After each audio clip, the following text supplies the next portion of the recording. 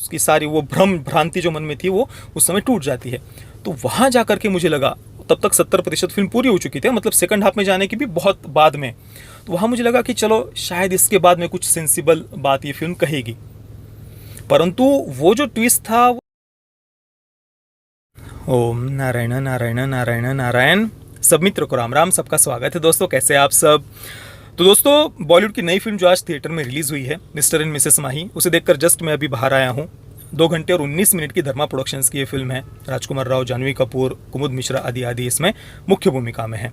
अभी 4 दिन पहले जब मैं हमारे मुख्य चैनल प्रतीक बोराड़े, जो हमारा मुख्य चैनल है, उस पर मैं जब रात को लाइव आया था, तो एक दो मित्रों ने मुझे इस फिल्म के बारे में प्रश्न पूछा था कि मुझे इसका ट्रेलर कैसा लगा वगैरह वगैरह। तो मैंने काफ़ी विस्तार से उस दिन चर्चा की थी इस फिल्म के विषय के बारे में। मैंने कहा था कि वही टिपिकल सी बॉलीवुड की फिल्म लग रही है जो इस प्रकार के सब्जेक्ट पर आधारित होती है कि भाई दरिंदे पेरेंट्स है, वो बच्चों के सपनों को कुचल रहे हैं, और जो बच्चे हैं उन्होंने अपने मन में एक धारणा बना करके रखी है कि भाई मैं फलानी चीज़ के लिए बना हूँ और वो फलानी चीज़ मैं करूँगा तभी मैं खुश हो पाऊँगा। अगर वो फलानी चीज़ मुझे नहीं करने को मिलेगी तो भाई फिर मैं अपनी नस काट लूँगा, सुसाइड कर लूँगा, डिप्रेशन एंग्जाइटी का रोना रहूँगा, रोतोड़ू जैसा मुंह बना करके इधर उधर घूमता रहूँगा। वो फलानी चीज़ मुझे करने को मिलेगी तभी मैं खुश हो पाऊँगा। और फिर इस प्रकार की धारणा बनाकर अपने पारिवारिक, वैवाहिक, सामाजिक कर्तव्यों से दूर भागकर जहाँ मज़ा आ रहा है वो मज़ा लेने के लिए उसे सो कॉल्ड ड्रीम का नाम लेकर के अपने कर्तव्यों से दूर भागना, अपने परिवार से, अपने पेरेंट्स से विद्रोह करना, यही कुल मिलाकर इसका सब्जेक्ट लग रहा है, ऐसा मैंने कहा था। मतलब वैसे तो मैंने बहुत लंबी चर्चा की थी उस दिन। मैंने साथ में ही ये जो ड्रीम्स नाम का झुंझुना, मतलब पहले तो आज से 15 वर्ष पहले तक, 2-3 दशक तक, लगभग 1970-80 के बाद में अगर आप देखेंगे तो ये प्यार नाम का झुंझुना पहले बॉलीवुड ने बहुत बजाया। हमारी पूरी यंग जनरेशन के हाथ में वो पकड़ा थे, अभी भी वैसे वो बजा ही रहे हैं, परंतु 15 वर्ष पहले तक सबसे उनका मुख्य पसंदीदा विषय था प्यार नाम का झुंझुना। प्यार सबसे बड़ी ताकत है, जोड़ियाँ ऊपर से जैसे बनकर आती हो, और जैसे ही पहली नज़र वाला प्यार किसी के प्रति किसकी तरफ देख लिया तो ऐसे चांद बड़ा हो गया, हवा ऐसे धीरे धीरे चलने लग गई, पल्लू लहराने लग गया और गुदगुदियाँ हो रही, मतलब वही जो टिपिकल सी बातें वो दिखाते हैं। तो प्यार सबसे बड़ी ताकत है, तो ये उन्होंने झुंझुना 2-3 दशकों तक बजाया। फिर अभी पिछले 15 वर्षों में इनका सबसे पसंदीदा विषय हो गया है ड्रीम्स को फॉलो करना। फलानी चीज़ के लिए बने हो, उसी से तुम्हें मज़ा आएगा, उसके बगैर तो तुम जीवन में जी नहीं सकते, नहीं तो तुम सुसाइड कर लो। इन बातों को रोमांटिसाइज किया गया, चाहे वो 3 इडियट्स जैसी फिल्म हो वगैरह वगैरह। बस परिवार, वैवाहिक जीवन के कर्तव्य, सामाजिक कर्तव्य, पारिवारिक कर्तव्य, ये सब बातें कोई मायने नहीं रखती। हमें जिसमें मज़ा आ रहा है वो हम करेंगे तभी हम खुश हो पाएंगे, वो बस मज़ा। और उसको एक ड्रीम का नाम इन्होंने दे दिया। इस विषय पर काफ़ी हम विस्तार से चर्चा कर सकते हैं। मैंने हमेशा कहा कि तुम एक क्या 10 हॉबीज़ फॉलो करो, पर उसके लिए अपने पारिवारिक वैवाहिक कर्तव्य से दूर भागना, ये तो मूर्खता वाली बात है।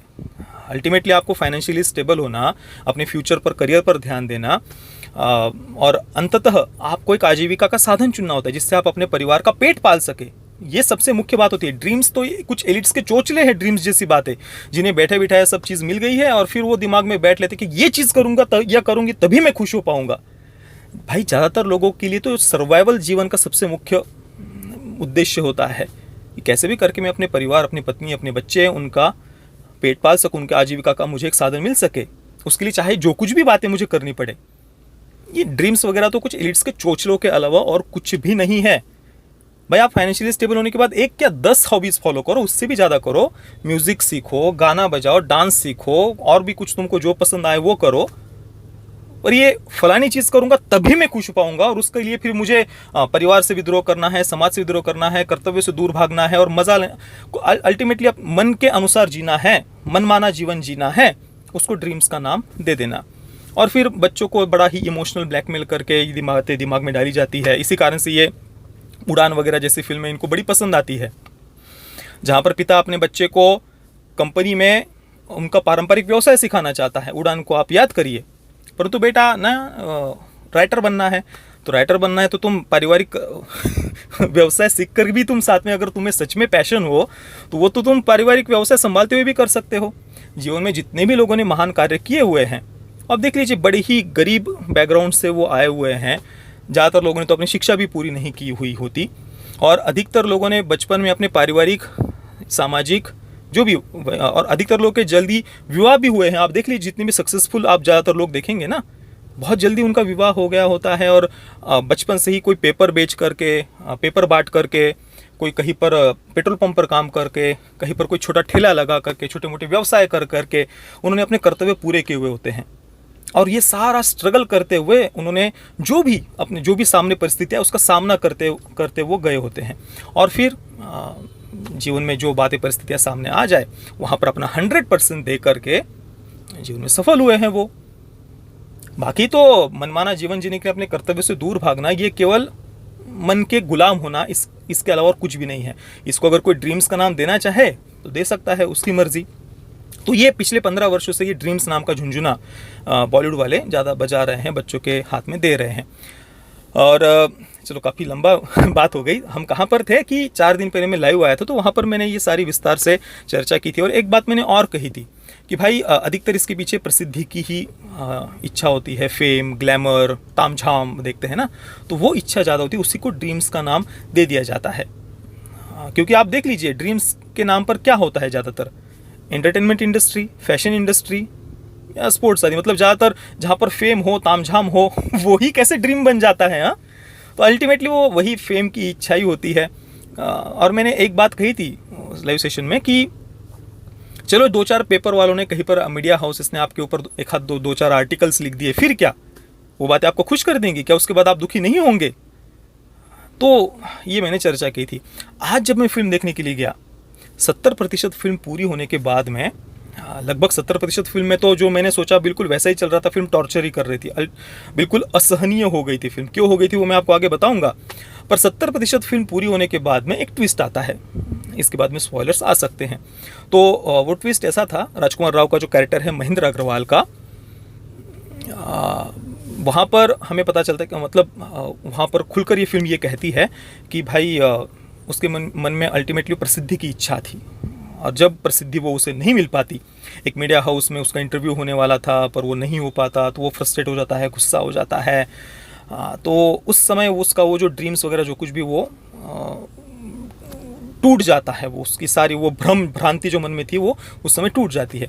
तो वहाँ जा कर के मुझे लगा, तब तक 70% फिल्म पूरी हो चुकी थी, मतलब सेकंड हाफ में जाने की भी बहुत बाद में, तो वहाँ मुझे लगा कि चलो शायद इसके बाद में कुछ सेंसिबल बात ये फिल्म कहेगी। परंतु वो जो ट्विस्ट था वो सेंसिबल था, सही था, पर फिल्म अपने आप में ही इतनी कंफ्यूज थी। बाकी सारे कैरेक्टर्स उन्होंने इस प्रकार से लिखे हुए हैं कि वो एक सेंसिबल बात वहाँ पर कहने के बावजूद भी, उसके वो होते हुए भी पूरी की पूरी फिल्म अपने आप में ही कंफ्यूज्ड हमें लगती है। क्योंकि फिर जो पत्नी का पात्र है उसके माध्यम से फिर से वही बात ये फिल्म कहती है कि तुम फलानी चीज़ के लिए बने हो, जिस बात में तुम्हें मज़ा आता है, जिस बात से तुम्हें खुशी मिलती है, उस चीज़ के लिए तुम बने हो और वही तुमको करना चाहिए। फिर उसमें माता पिता क्या कह रहे हैं, परिवार क्या कह रहा है, तुम्हारे पारिवारिक कर्तव्य क्या है, वैवाहिक कर्तव्य, वो सब बातें नहीं, जिसमें तुम्हें मज़ा आ रहा है उसके लिए तुम बने हुए हो। मतलब जैसे कि कोई वैसे ऊपर बैठा है और फिर वो तुमको ऐसे हर एक को किसी एक पर्टिकुलर चीज़ के लिए उसने बना करके भेजा है। ये लोग बड़ी साइंटिफिक होने की बातें करते हैं और खुद कितनी अनसाइंटिफिक बातें ये करते हैं। आपने सोचा है कभी? मतलब कोई ऐसे ऊपर से बना करके भेज रहा है कि तुमको फलानी चीज़ के लिए भेज रहा हूँ, तुमको फलानी, ऐसा नहीं होता है भाई। पर चलो उस पर हम आगे विस्तार से चर्चा करेंगे। तो ये जो ट्विस्ट 70% फिल्म पूरी होने के बाद में आता भी है, उसके बाद भी फिल्म अपने आप में ही पूरी तरीके से हमें कंफ्यूज लगती है। क्योंकि पिता का भी जो पात्र है उसे कहीं पर भी सेंसिबल वे में प्रस्तुत नहीं किया। कुमुद मिश्रा का पात्र, उसको इतना घटिया तरीके से प्रस्तुत किया ना, उसको देख करके मतलब बिल्कुल जैसे वो दिमाग से पैदल हो, मूर्खों की तरह वो चीख रहा है, चिल्ला रहा है, कोई बोलने का मैनर्स नहीं है, कोई बोलने का ढंग नहीं, बस मूर्खों की तरह चीख रहा है, चिल्ला रहा है। जबकि इस प्रकार मतलब परिवार के लिए वो अपना सर्वस्व दे रहे हैं, मेहनत कर रहे हैं, अपने परिवार का पेट पालने के लिए कस्टमर्स के आगे नाक रगड़ रहे हैं, ये ले लीजिए, वो ले लीजिए, इस ब्रांड की बैट ले लीजिए वगैरह वगैरह, वो सब कुछ अपना कर रहे हैं। एक सीन में दुकान में चोरी भी हो जाती है, 5 लाख का सामान चोरी हो जाता है, 1 लाख की कैश चोरी हो जाती है। स्वाभाविक सी बात है, वहाँ पर भी आप सोच सकते हैं उनकी आजीविका का साधन है परिवार का, पिता ने अपना संपूर्ण जीवन उस दुकान के लिए दिया हुआ है। उस सीन में पिता के पात्र को कितना सेंसिबल वे में प्रस्तुत करना चाहिए था।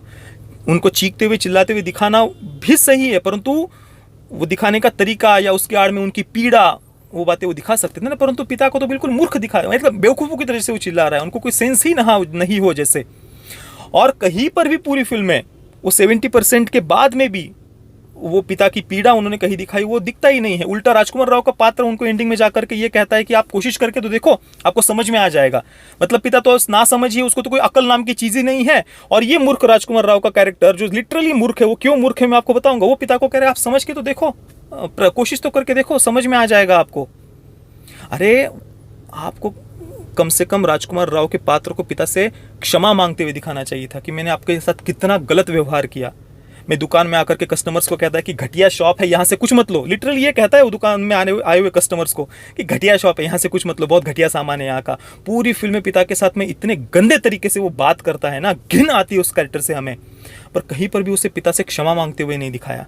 उल्टा वो पिता को एंडिंग में कहता है कि कोशिश करके तो देखो, तुम्हें समझ में आ जाएगा। मतलब वहां पर भी वो पिता को ही ऊपर से ज्ञान दे रहा है। और ये इतना नीच प्रवृत्ति का कैरेक्टर है ये महेंद्र अग्रवाल का, राजकुमार राव का। फिल्म की शुरुआत में उसका टीम में सिलेक्शन हो जाए, इसके लिए वो अपने साथ में खेलने वाले खिलाड़ी को जबरदस्ती जानबूझकर आउट करवा देता है। और उसके बाद में फिर जब उसका सिलेक्शन नहीं हो पाता, पिता कहते कि मैंने तुम्हें 2 वर्ष का समय दिया था, अब सिलेक्शन तो नहीं हो पाया तो दुकान में जिम्मेदारी संभालो, जो बिल्कुल कॉमन सेंस की बात है, ठीक है ना। और उसके बाद भी दुकान में बैठ करके मोबाइल इधर बटन दबा रहा है, ध्यान नहीं है। कस्टमर्स के आके बात कर रहे तो उनके साथ में उठपटांग बातें कर रहा है, कस्टमर्स को उल्टा जवाब दे रहा है। इस प्रकार का उसका व्यवहार दिखाया है। लिटरली हम घिन आती है उस कैरेक्टर से हमें। और पिता जिनको बिल्कुल उस समय गुस्सा होना ही चाहिए था, डांटना ही चाहिए था, 2-4 मैं तो कहता हूँ रख देने चाहिए थे खींच करके, परंतु पिता को उन्होंने बिल्कुल दिमाग से पैदल दिखाया कि मूर्खों की तरह चीख रहे चिल्ला रहे हैं। इस सब के बीच में पिता उसका विवाह करवा देते हैं महिमा नाम की लड़की के साथ में। जानवी कपूर का कैरेक्टर है। अब महिमा के भी पिता दरिंदे हैं, उन्होंने जबरदस्ती बेटी को डॉक्टर बना दिया है, क्योंकि बेटी को तो ऊपर से क्रिकेटर बनने के लिए भेजा हुआ था। क्रिकेटर बनने के लिए भेजा हुआ, उसी के लिए वो बनी हुई है। वाह, क्रिकेटर बनने के लिए बनी हुई है। तो पर दरिंदे पिता ने उसको डॉक्टर बना दिया था। इसके बाद में विवाह हो जाता है। तो एक दिन मैंने जो कहा ना चोरी वाला सीन, वो होता है। पिता के साथ में नोकझोंक तो चलती रहती है। एक दिन जल्दी जल्दी मैच देखनी होती है इसको, राजकुमार राव के कैरेक्टर को। तो बस शटर नीचे करता है, दुकान को लॉक वगैरह लगाना भी भूल जाता है और घर पर भाग जाता है जल्दी जल्दी। दुकान में चोरी हो जाती है, 5 लाख का सामान, 1 लाख की कैश। बेटा आता है तो पिता उसको डांटते हैं, एक खींच कर लगा भी देते हैं। उस समय लिटरली अंदर से हमारी इतनी इच्छा हो रही होती ना कि पिता एक के उसको 2-4 लगाने चाहिए थे, या फिर बैट उठाकर उसके 2-4 डंडे लगाने चाहिए थे उसको। इस प्रकार का क्रिंज फील कराने वाला कैरेक्टर था वो महेंद्र अग्रवाल का, राजकुमार राव का। अब पिता उसको एक थप्पड़ मारते हैं और फिर भी यह सुधर रहा हो, उसको कोई शर्म आ रही हो, कोई लज्जा आ रही हो, गिल्ट फील हो रही हो, ये दिखाया ही नहीं उन्होंने। उल्टा फिर वो उसकी पत्नी कह रही कि तुम क्यों नहीं ट्राई करते फिर से सिलेक्शन के लिए। तो ये चला जाता है सिलेक्शन के लिए, वहाँ पर कुछ अच्छा परफॉर्म नहीं कर पाता। जो उसके कोच है वो कहते हैं कि देखो अब 5 साल से तुमने कोई प्रैक्टिस नहीं की हुई है, आयु भी बहुत हो गई है, तो कोच बन जाओ। तो ये नहीं कह देता है नहीं मुझे कोच वगैरह नहीं बनना। फिर कुछ दिन के बाद देखता है कि उनके कोच की बड़ा सम्मान हो रहा है, ढोल ताशे बजाते हुए उनका सम्मान करते हुए गली से वो लेकर जाया जा रहा है उनको, क्योंकि उनके एक खिलाड़ी की इंडिया टीम में सिलेक्शन हो गया था। तो कोच का सम्मान देख करके उसको भी लगता है कि चलो मैं भी कोच बन जाता हूँ, क्योंकि अल्टीमेटली फेम की इच्छा थी, ग्लैमर की, फेम की इच्छा थी, उसमें ये उनको दिखाना था। तो कोच के पास जाता है, कहता है कि मुझे कोच बना दीजिए, अभी आप कह रहे थे उस दिन। तो कोच कहते कि भाई अभी देखो समय तो बीत गया, अब तो मैं नहीं कर सकता कुछ। फिर बाहर आने के बाद वो देखता है कि उसकी पत्नी तो बहुत बढ़िया खेल रही है। तब वो सोचता है कि चलो पत्नी को मैं कोच करूँगा। फिर पत्नी को वो सिलेक्शन के लिए वो सिखाता है, ट्रेनिंग वगैरह करवाता है। और पत्नी तो क्रिकेट के लिए बनी हुई थी, इस कारण से वो जल्दी जल्दी सीख जाती है, सिलेक्शन हो जाता है उसका। बाद में मीडिया इंटरव्यूज़ वगैरह होते हैं और सारा का सारा फेम तो पत्नी को मिलता है, इसका तो कहीं पर नाम ही नहीं। तो ये उसके बाद में फ्रस्ट्रेट हो जाता है। वो इंटरव्यू वगैरह भी कैंसिल होता है तो और ज़्यादा गुस्सा हो जाता है, पत्नी पर ही अपना गुस्सा निकालता है। वहाँ जा कर के मुझे लग रहा था कि शायद अभी यहाँ पर कुछ सेंसिबल बातें फिल्म कहेगी कि जीवन में हमारे कर्तव्य महत्वपूर्ण होते हैं। ये बाहर से बस तामझाम, ग्लैमर, फेम वगैरह देख करके उसको ड्रीम्स का नाम दे करके दौड़ना ये सही नहीं है। जो माँ का कैरेक्टर है वो सेंसिबल बातें एक सीन में कहता भी है, वो एक सीन अच्छा था वहाँ पर, जो महेंद्र की माँ उसको अच्छी बातें सिखाती है, समझाती है। परंतु वो एक सीन केवल ठीक था, बाकी तो पूरी फिल्म अपने आप में ही कंफ्यूज थी। ना पिता को सही तरीके से प्रस्तुत कर पाती है, ना राजकुमार राव के कैरेक्टर को ढंग से उसकी गलती उसको समझा पाती है। और ऊपर से जो जानवी कपूर का कैरेक्टर है उसके माध्यम से फिर वही कि तुम फलानी चीज़ के लिए बने हो, जिसमें तुम्हें खुशी मिलती है उसके लिए ही तुम बने हो। कुल मिलाकर फिल्म का सब्जेक्ट उन्होंने बहुत अच्छा चुना था। वो बहुत बढ़िया तरीके से इस सब्जेक्ट के माध्यम से ड्रीम्स नाम का झुंझुना तोड़ सकते थे और बता सकते थे कि भाई ये जो फेम, प्रसिद्धि, इसको ड्रीम्स का नाम लेकर के अपने कर्तव्यों से दूर भागना, इसमें अंततः तुम्हें पछताना ही पड़ेगा।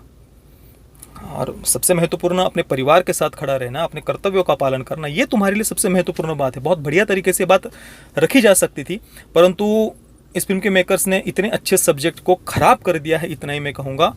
पूरी की पूरी फिल्म अपने आप में ही कन्फ्यूज्ड, बिन पैंदे के लोटे की तरह इधर उधर लुढ़कती रहती है, कहीं पर भी कोई स्टैंड नहीं ले पाती है। इस सब्जेक्ट को बहुत बढ़िया तरीके से किस फिल्म में दिखाया पता है? कोको नाम की एनिमेटेड फिल्म में। आज से लगभग 6 वर्ष हो गए होंगे उसका, 6 या 7 वर्ष पता नहीं, तब मैंने उसका रिव्यू किया था। बहुत बढ़िया फिल्म। उस फिल्म में बहुत बढ़िया तरीके से इस ड्रीम्स नाम के झुंझुने को तोड़ा है। एक बच्चा, एक लड़का मोची परिवार से है, चप्पल जूते आदि वो बनाते आए हैं। तो उस परिवार में बहुत पहले एक पति पुरुष घर का अपने पारिवारिक कर्तव्यों को छोड़ करके, कथित ड्रीम्स को फॉलो करने के लिए घर छोड़ करके निकल गया था। उसके बाद में उसकी पत्नी को बहुत गुस्सा आया, उसने अपने परिवार का पूरा जिम्मेदारी अपने हाथ में ली, जूते बनाना शुरू किया। और उसके बाद में परिवार में सबको बता दिया कि भाई म्यूज़िक वगैरह यहाँ पर कोई उसको हाथ तक नहीं लगाएगा। पर बाद में जो बेटा है उसमें उसको म्यूज़िक में ही वो अपना करियर या जो भी ड्रीम्स वो मानता है कि भाई मुझको ये चाहिए, ये म्यूज़िक को ही मेरा सब कुछ है जीवन में। और एक व्यक्ति जिसको वो बिल्कुल अपना सर्वे सर्वा मानता था, म्यूज़िक की दुनिया का सबसे बड़ा नाम, बहुत उसका तामझाम, ग्लैमर, फैन फॉलोइंग वगैरह देख करके वो बिल्कुल वो उसी को अपना वो सब स्टार मानता था उसको बिल्कुल, और म्यूज़िक के करियर को अपना वो ड्रीम मानता था। पर वो फिल्म उस बच्चे को ये सिखाती है, बताती है कि ड्रीम्स वगैरह वो सब दुय्यम बातें हैं। तुम्हारे लिए सबसे महत्वपूर्ण है तुम्हारा परिवार, पारिवारिक कर्तव्य, परिवार के साथ में खड़े रहना। ये बात सबसे ज़्यादा तुम्हारे लिए मायने रखती है, यही सबसे ऊपर प्रायोरिटी में तुम्हारे होना चाहिए। और वो जो फेम वगैरह, जो स्टार वगैरह था ना, वो झुंझुना भी फिल्म आगे जाकर के उसका तोड़ देती है। बहुत सुंदर फिल्म। आप कोको जो एनिमेटेड फिल्म है, नहीं देखी तो अवश्य देखना। विशेषतः अपने बच्चों के साथ में बैठकर वो फिल्म उन्हें दिखाइए। ऐसी फिल्में आपके बच्चों का जीवन संवारेगी। बाकी मिस्टर एंड मिसेस माही, ये तो अपने आप में ही कन्फ्यूज्ड फिल्म थी। कोई भी बात ढंग से ना कह पाती है, ना कोई स्टैंड ये फिल्म ले पाती है। बाकी एक्टिंग भी बहुत ही ज़्यादा ख़राब मैं कहूँगा, सबकी ही। कुमुद मिश्रा का कैरेक्टर तो लिटरली टॉर्चर करता है। ठीक है, वो चीखना चिल्लाना उन्होंने बहुत बढ़िया से किया है, पर वो कैरेक्टर ही इतना क्रिंज था ना कि वो मतलब बहुत घटिया तरीके से उन्होंने प्रेजेंट किया है पिता के पात्र को। बाकी राजकुमार राव, जानवी कपूर, दोनों की ही तरफ पता नहीं देखा जा रहा था फिल्म में, पता नहीं किस कारण से, पर वो कैरेक्टर्स उनकी तरफ देखकर भी बड़ा देखने की इच्छा ही नहीं हो रही थी। तो मैं मिस्टर एंड मिसेस माही को दूंगा 5 out of 10 stars. Parental guidance की कोई आवश्यकता नहीं है। फिल्म में कोई सेक्स, न्यूडिटी, वायलेंस वगैरह नहीं है, पर lip to lip kissing scene एक शुरुआत में उन्होंने दिखाया है। बाकी आप में से जिन मित्रों ने इस फिल्म को देखा है, आपका अनुभव कैसा रहा, मुझे आप नीचे कमेंट में अवश्य बताना। ये वीडियो देखने के लिए आप सभी मित्रों का बहुत बहुत धन्यवाद। जय श्री राम, वंदे मातरम।